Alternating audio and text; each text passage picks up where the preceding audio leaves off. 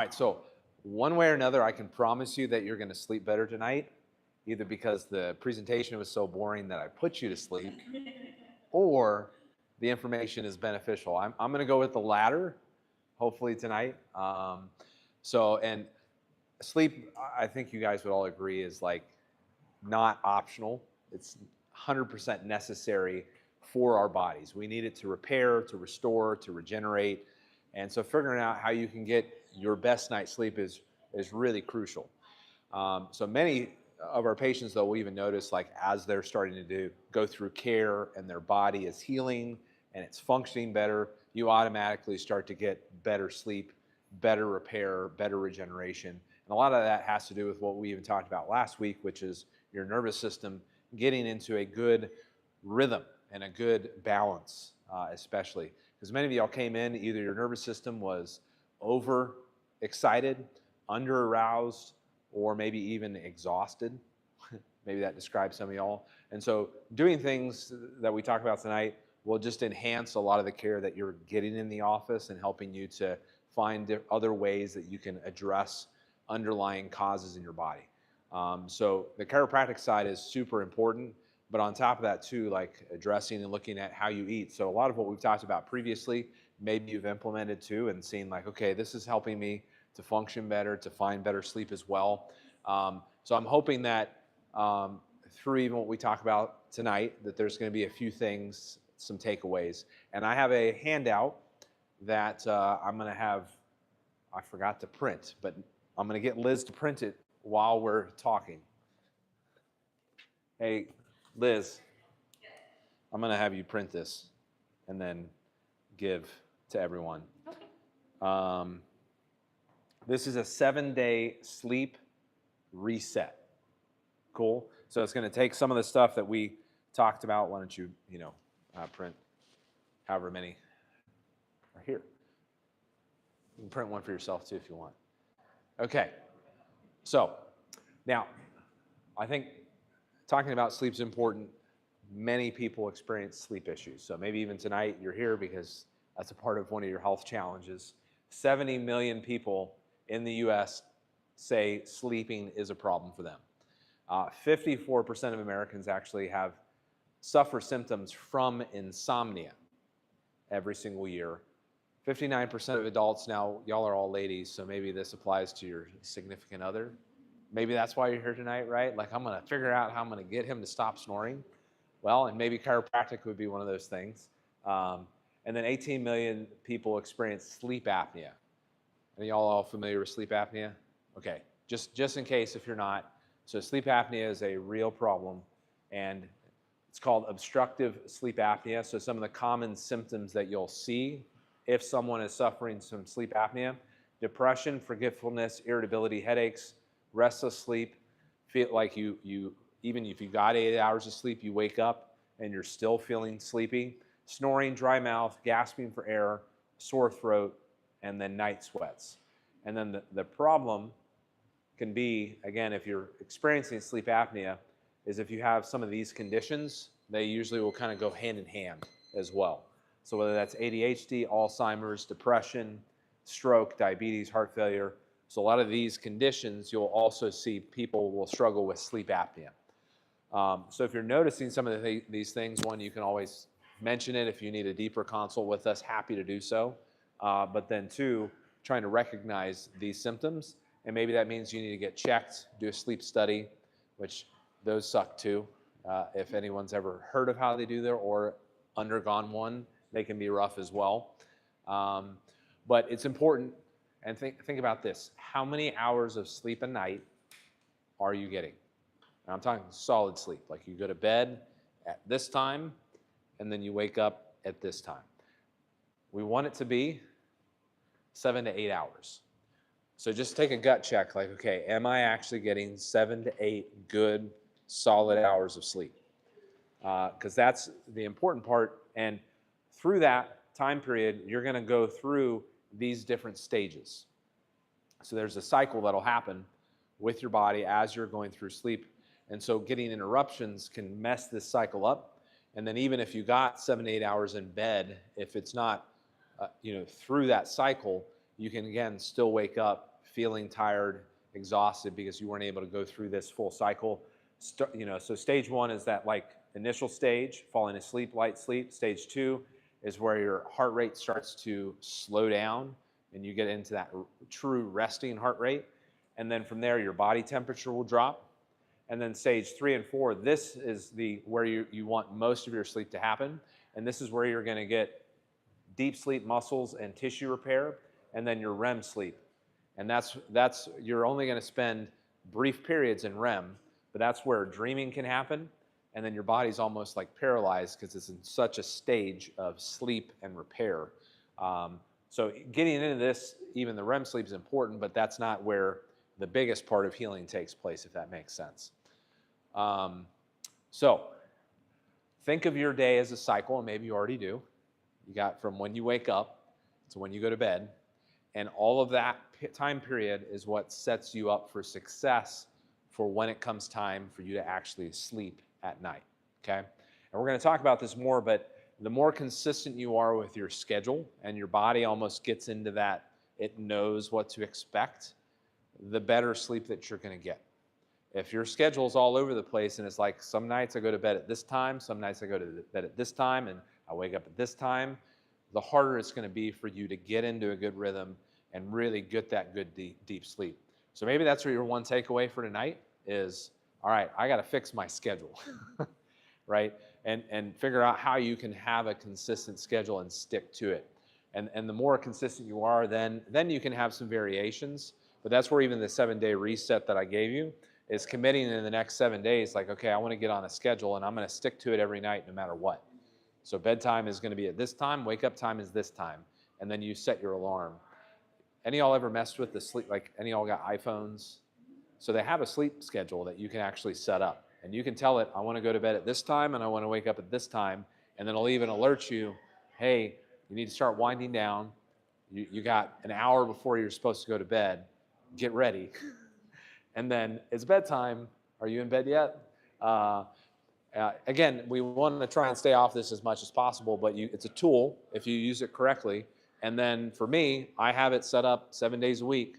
Bedtime's the same, and then my alarm goes off at the same time every morning. And that's helped a lot just for me personally with my schedule.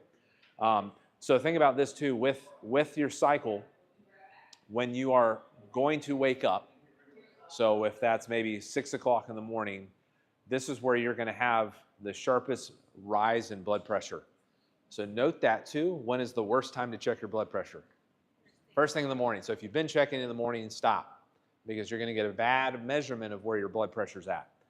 And then you're going to have your highest levels of hormone production and even cortisol. Y'all heard of that hormone? It's your stress hormone. Your body utilizes cortisol to help you get up and get going. Makes sense? So we do want cortisol levels to be up and elevated, and by the time that you're ready to go to bed, it should be on its way out and at its lowest level. Okay? So that'll help you too as we're going through some of the supplements of when you should take certain things to support that rhythm. Cortisol at its highest and then coming back down at the end of the day. 2, if you're pretty consistent, maybe you'll have a bowel movement at the same time every day. That's also another good indication if your bowels are regular, your body's in a good rhythm and in a good cycle. If it's irregular and you're going at different times of the day every day, that's another indication that you don't have this good cycle. And then as you come down, again, like I mentioned, your blood pressure is best checked in the middle of the day. You also don't want to check it at the end of the day because that's where it can also be at its actual highest. So you'll have a sharp rise and then at the highest at the end of the day as things are starting to wind down. Okay, and then your body will naturally produce melatonin in preparation for bed if you're in this regular cycle. Okay? Okay, cool. So we talked about this last week. Does anybody remember what we call the sympathetic nervous system?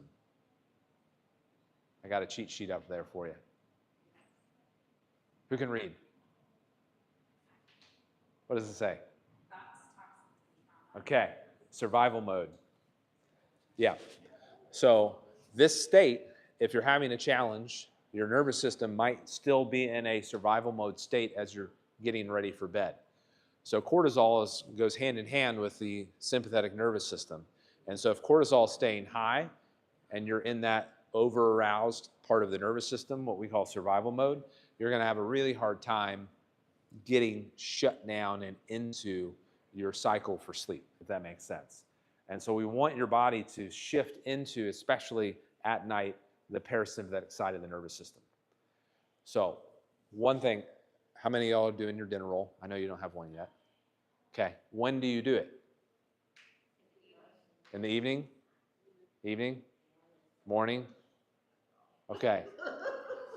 Good. Hey, maybe that's Eva's one takeaway for tonight. So, one, the most important thing is to do it, period. So if morning works best, great.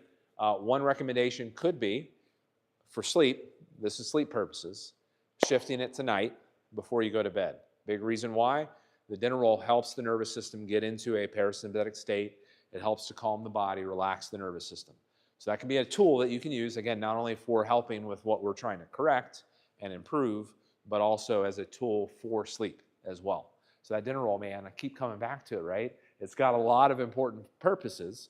One, for correction, but two, for it's a support tool. Like it helps the body to relax, repair, regenerate. So utilize what I've given you. So we're going to talk about 4 areas of your life that you can look at. And again, I don't want to create overwhelm. So I hope that, there's maybe one thing that I talk about tonight that really sticks with you. Maybe it's the conglomeration in this 7-day reset that I've given you that maybe you want to tackle. But we're going to talk about environment, behavior, how to relax, and then some sleep aids as well, okay? So let's talk about the environment of your bedroom, because that's important, right? So one thing to think about is your bedroom is best as if it's a cave. How many of y'all like going into caves? I like going into caves because it's like, oh, this is just relaxing. Like you step foot, it's automatically quiet. It's cool, especially like in the summertime, you go from outside to inside a cave and it's like perfect temperature. I'm like, I could crawl into a sleeping bag and go to sleep right now. So creating that similar environment, obviously minus the bats and the guano and the mud and all that kind of stuff, but you want that calming environment. So for many of you, you might have a room that denotes chaos and it's hot and it's not warm and inviting. And so that could be a consideration. And if your brain really assesses, like when you go into your bedroom, that it is a source of stress, then figuring out how you can change that. So for example, maybe putting out dark out blinds in your bedroom could help a lot. Some other things too is turning down the thermostat, your temperature. Let me think, what else? So even the phone, right? How many of y'all put your phone on airplane mode when you go to bed? Okay, so the reason for airplane mode is it kills the constant connection that you're pulling from the radio tower. And so especially if it's right by your bed, putting it on airplane mode at night could help with your nervous system, cutting out some of those radio waves from the tower, if that makes sense. If you don't want to turn it off completely because maybe you have a family member that you want to be able to get a hold of you, then I would at least recommend putting it away from you, across the room, not right next to you. So you can, again, there's another feature that you can set this to actually turn on airplane mode automatically for you and then turn it off automatically for you. Because how do I know that? Because I've done that. So again, I have it on a timer, knows when I'm supposed to go to bed, and then it also puts it on airplane mode for me. And so that way I feel fine having it right by my bedside table at night. Cool, so that's another thought for you. So let's talk sleeping position real quick too, because as a part of like improving the environment that you're in and your sleep posture. So big thing is thinking about keeping your spine neutral. Now, my best recommendation is to sleep on your stomach. Okay, now I realize a lot of people have challenges with that. One, because maybe you can't turn your head as far, or maybe I have a lot of ladies postpartum because of pregnancy, maybe an epidural, it hurts their back. So if you can't do it, don't force yourself to go there. But if you're able and it's comfortable, your airway is actually going to be open the most, laying on your stomach and having your head turned, also the best support for your spine, okay? Now, second best is side sleeping, okay? So just let this ingrain into your brain. Your pillow and how thick it is also important. I find many people don't have a thick enough pillow when they're sleeping on their side. And so what ends up happening is that, okay? My least favorite is on the back, but if you're gonna do it, you need a better supportive pillow that will especially support underneath your neck and the curve. So that way, one, you don't want it to push you that way. Y'all ever seen movies and it's like they're laying there and they got like 3 pillows behind them? Like, there's no way that you're actually able to sleep like that. That's all theater. So you want a thinner pillow, but then one, they have some of those contoured pillows. Those are for back sleeping. They're not for side sleeping most of the time. And so maybe you need to invest in a contoured pillow that allows your head to be even with your shoulders and then has support in the middle of the neck. But again, my preferred is this, and just have a thick enough pillow that it keeps your head neutral. Cool? And if you need more help on that, I'm happy to do consult. You can take a picture of you in bed, and I'll tell you, yes, that looks good, or no, that looks bad. For some people, having like if you're a side sleeper, this is a pillow that you can get online. It's called a pillow cube. And the benefit of it is they have 3 different thicknesses. So if you're having a hard time finding a pillow that is the right thickness for you, pillow cube could be an option, okay? So they have from thin, standard, to thick. But again, this is a side sleeper pillow only, okay? It is nothing besides that. Another thing too, my favorite mattress that I found is called Tuft & Needle. So if you're in the market for a new mattress because you don't feel like it's supportive enough, this could be an option. There's other ones too, but this, I've had the best results for people that get it. And they have a 100-day trial period. It's good. So, and then a lot of times, like they do military discounts. They got discounts that they'll throw out there different times of the year. So Tuft & Needle, I don't get anything from them. It's what I use at home. And we've had ours for like 7 or 8 years and had great success with it. So that would be another recommendation for you as far as your mattress goes. And then think about what temperature you have your room at night. So many people sleep with too hot of a bedroom and it has a hard time like on their body. So if it's at 72, definitely turn it down. So we try to sleep at about 68, but between 65 and 68 degrees is kind of the ideal temperature for the body at night. And then you can put blankets on top of that, but you want kind of the external environment to be at between 65 and 68 degrees. And then any of y'all do that right there at night? Okay. So if there's another recommendation, like I said, put the phone on airplane mode and put it away. When you're in bed, be in bed, don't be on your phone. Because we talked a lot, the brain and what it associates when you're in bed. If all you're doing is scrolling and surfing and getting that input of like these wars, these stress, all of that stuff, it's going to be hard for your body to settle down. So you really want to have the lights like from the screen off at least an hour before you go to bed. Okay, let's talk behavior. So I already mentioned maintaining a regular sleep schedule. And I recommend this even on the weekends. Because many people, 5 days a week, super good, disciplined, wake up at 5:30, go to bed at 9:30, and then the weekend hits and all bets are off, right? It's like, oh, I stay up till 2 a.m. and I wake up at noon. It really is hurtful for the body and that cycle that you're trying to get if your weekends are different than your weekdays. So again, in my household, I try to stick to the same schedule, even on Saturdays, even on Sundays. There's the occasion where instead of waking up at 5, I'll wake up at 6. But that's pretty much my schedule is I go to bed about 9:30 and I wake up at 5. So the more consistent you have, and then avoiding, I think you all know this, but I'll reiterate it, avoid caffeine, basically nothing after 1 or 2 p.m. And then alcohol as well, really avoiding that close to bedtime, 2 to 3 hours if you do drink alcohol. And then exercise.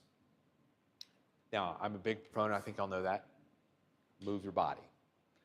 So if moving your body means you have to do it at night, I'd rather you do it at night, okay? Because sometimes schedules, that's the only time that people can get in it. Ideally though, morning to midday is the best. But there's going to be benefit if you have to do it at night, just ideal in the morning first thing or at lunchtime, okay? And then, like I mentioned, stop scrolling. Blue light actually suppresses melatonin. So if you're like, I really want to get my fix of Facebook, have you all heard of the blue light shift, the night shift? So what that does is that turns off those blue lights that are coming through the phone, and it will at least help some with preventing your body from staying in that stress state or that awake state, because those blue lights will trick your brain into thinking it's still daytime, and so it has a harder time shutting down, if that makes sense. And it will activate cortisol. So again, here is another thing to think about: 2.5 hours before you go to bed, stop eating. And that'll also help too, like if you're wanting to lose weight. Condensing when you eat and not having those late night snacks. One thing that could be beneficial too is intermittent fasting. Any of y'all ever heard of intermittent fasting? Anybody do intermittent fasting? Not intentionally? Okay. Then it's not intermittent fasting. The occasional. So intermittent fasting, you're condensing when you eat to about a 6 to 8 hour time window. So that usually then looks like most people will do lunch, maybe a midday snack, dinner, and then that's it. So a lot of people skip breakfast. Some people will do breakfast, lunch, and no dinner. But condensing when you eat too can really help your body, the cycle, the rhythm of sleep, and even when you're awake, get into a better rhythm.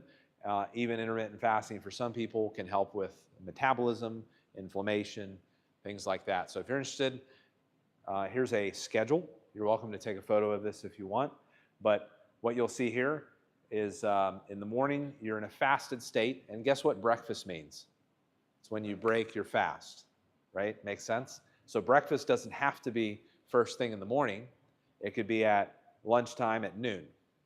And then between noon and 6 is when you eat. And then you're in a fasted state from 6 on all the way until noon the next day. So that a lot of times is my schedule too, where I'll eat at noon, have dinner.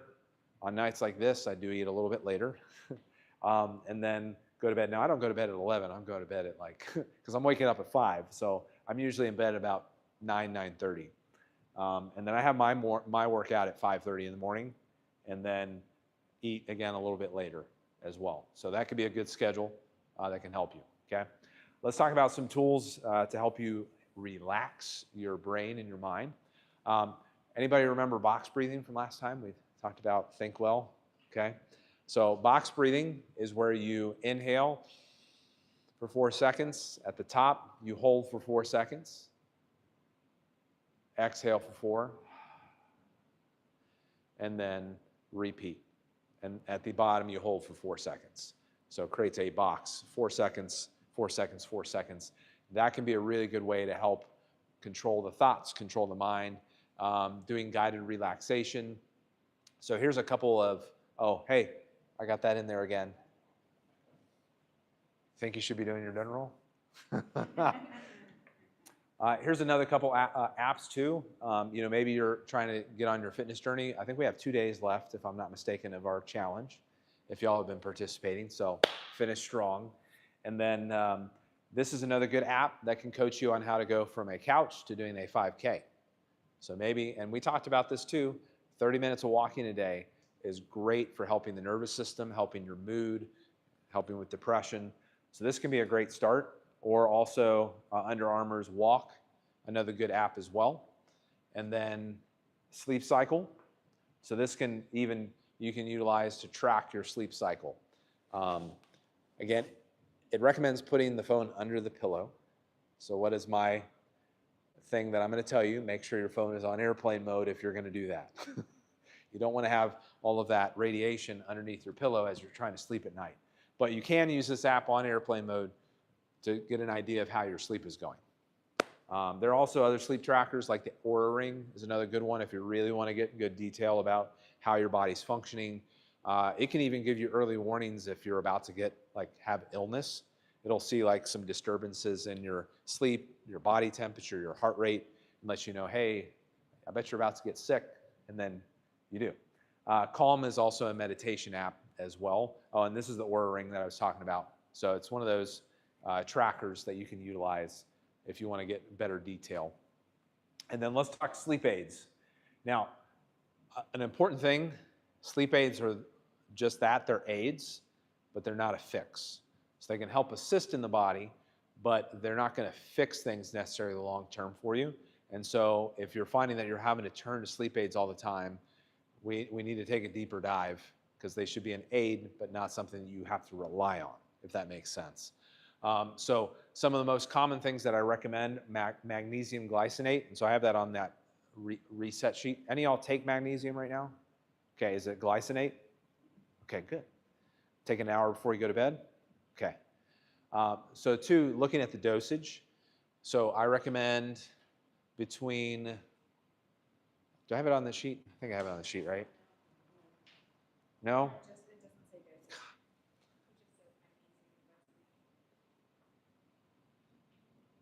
Thought I had it on there.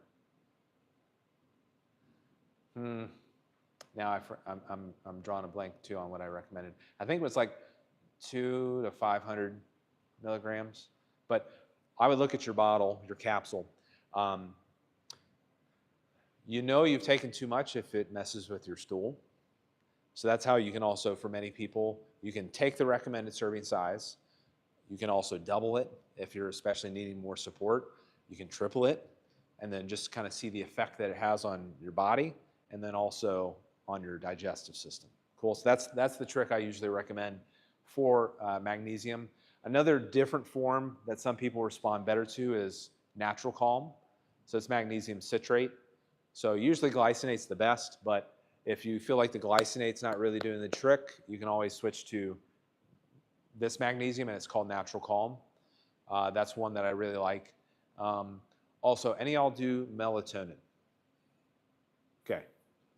I recommend trying to stay away from melatonin for the most part, because your body's going to produce it naturally. And if you're having to reach to even though it's natural, it can mess with your body's melatonin production. So if you're going to do it, I have it on there, very low doses. Very low doses. Huh? Yes. Well, and that's because it's one of those things that's very sensitive. Your body produces it already. And if you feel like, oh, I got to have melatonin, it's not a good long-term solution. We want to get sleep, but you don't want to overdo it with the melatonin. Valerian root is another good one. Let me see. L-theanine can have calming without the sedation as well. And for some people, like melatonin can cause nightmares, or you might sleep, but then you still wake up. Like, I got 8 hours, but I don't feel like I got rest. So that's why, again, I usually don't recommend melatonin. Magnesium is a big one. Also, if you don't feel like magnesium's helping, tart cherry juice can be another good sleep aid as well. Ashwagandha, y'all ever heard of that? It's an adaptogen. So just what it means, adaptogen means to help your body adapt, and that's all about the nervous system again. So it can help lower cortisol levels by up to 25%. So again, if you have a hard time shutting down, ashwagandha can be a good thing to take at night. So it's another aid that I recommend. And then here's my biggest aid, is reading this book. And you know why? It'll put you right to sleep. It is that boring. But seriously, if you want to have a little more understanding from the level that I came at, this is a very heady book. So one, it could be a sleep aid because it's so boring, but it does have good information in it and could be a good resource to help with addressing some more of your sleep issues as well. So the 7-day plan that I laid out for you. So one, dimming your lights around your house after 8 p.m., no scrolling 1 hour before bed, same bedtime every night, magnesium at night, and then a cool, dark bedroom. So a lot of the highlights that I talked about tonight are on that sheet. So it should be a really good resource. And I think if you take some of the things we talked about tonight and maybe commit for the next 7 days, all right, I've been doing some of these things, I need to do some of this stuff over here, I think that'll help a lot. one of the biggest takeaways for most people is the electronics at night and really trying to put that away. And then the consistent schedule is another key one for many people. Because if you find that your schedule is irregular, it's going to be a big contributing factor because your body's kind of in a fight or flight mode because it doesn't know what to expect. I mean, think about most kids, like those of you that have kids. I have 3 daughters. Whenever we're inconsistent, like we go on the road and we go on a road trip, they have some of the worst sleep because they don't know what to expect. They're amped up. And we're, as adults, we're just big kids, right? Like we know a little bit more, but at the same time, like we don't take care of ourselves like we force our kids to, if that makes sense. Like most of us put our kids on a schedule. You're going to bed at 8 o'clock, no questions asked. We're getting you up at this time. And yet then what do we do for ourselves? We do not do the same thing. So even treating yourself kind of like a kid, like, all right, kid, like we're going to go to bed. It's going to be 9:30. You're not going to like it. You're going to go kicking and screaming, but it'll be worth it. And then also some of the screen time, putting the phones away, the airplane mode. Hopefully that'll help y'all too. Questions? Yes. About the phone. Uh-huh. So you're saying we should put it in Airplane mode. Because of the radiation. Yep. So when it's not in airplane mode, there's radiation that's emitted. Uh-huh. Yep. And so if you can't, I mean, because I just, Right. Put it away. You can keep it in the room. Just put it away from yourself, like on the opposite side of the room, not at your head. Like if you're sleeping here and you have your nightstand, which most people do, most people put their phone on the nightstand. So if you have, a sideboard somewhere in your bedroom that's across the room, that's not next to your head, put your phone over there. You can keep it on regular mode at that point, so that way if you need to hear it, you can hear it, but it's not right next to your head emitting all those waves right there. the schedule, here I am talking. No, yeah. The schedule, you said to be consistent. Yep. I do on like Monday, Thursdays, I have somewhere to be at 6:30. Uh-huh. On Tuesdays and Fridays, I don't get there till 8:20. So my schedule is just like this all the time. So right. You're just saying across the board. Yep. Yeah. So that's where for me, like I take my schedule as a whole, and then I know, okay, the earliest that I have to be up is 5, and then I set my alarm and it goes off at 5, and then I'm up, and then even if I don't have to be somewhere until 8, I'm up. I find stuff to do, have a quiet, some quiet rest, do nothing, but I'm up, and that helps a lot because then same thing with then my shutdown time is I try to commit to that for the most part. And then if you allow yourself to get into a schedule, then you can make exceptions here or there because then your body is used to that rhythm. But if that's just how you're living life, is exceptions every single week, then it's really hard on the body because it's not able to predict, and then you're kind of fighting against it because it's like feeling like it's in a constant fight or flight mode because it's like, what's going to happen tonight? I don't know. Am I going to be up till 11 o'clock? Now you don't want to wake me up until 7 in the morning, but this morning I got to get up at 5. It's like, it's tough. And that's one of the biggest factors I think people don't take into consideration is like, oh, I'm just going to, this night I'm going to go to bed here and wake up here, and it's hard. Yeah. And then you didn't talk about afternoon naps. Oh, I take afternoon naps, and that's where too, listening to your body, but you want it to be a 15 to 20 minute power nap, and that's it. Because you do not want to get into that stage 3 or 4 REM sleep, because that can actually leave you more exhausted if you interrupt the REM sleep that your body will get into if you go too long. And so I don't know if you've ever had like a Sunday afternoon nap where you slept for 2 hours and you're like, oh, that was a mistake because I woke up feeling worse. And that's because it would have been better for a 20-minute power nap. It's a good little break, helps your brain to kind of shut off periodically, but you're not getting into that deep sleep where then it can come out like, oh, I feel worse. But I do naps for sure. I love naps. But 15 to 20-minute power naps, I set an alarm. 20 minutes. And then I get up most of the time. Unless the girls came in the room, messed with me, and then I'm like, okay, I'm going to start my timer over again. Other questions? And this is helpful dialogue. No? Okay, great. So we are, like, as you're diving into this information or like some of the stuff I talked about, you're wanting additional help with, like you can always schedule extra time with myself, Dr. Alex, the team. Like we're here to help you. So this is a good like place to get information. But too, if there's more specifics that you want help with, we're always happy to do a consult. So Liz or my other team can always set you up for that time period as well. Cool? So y'all have an awesome night. Be blessed. Sleep tight. And again, that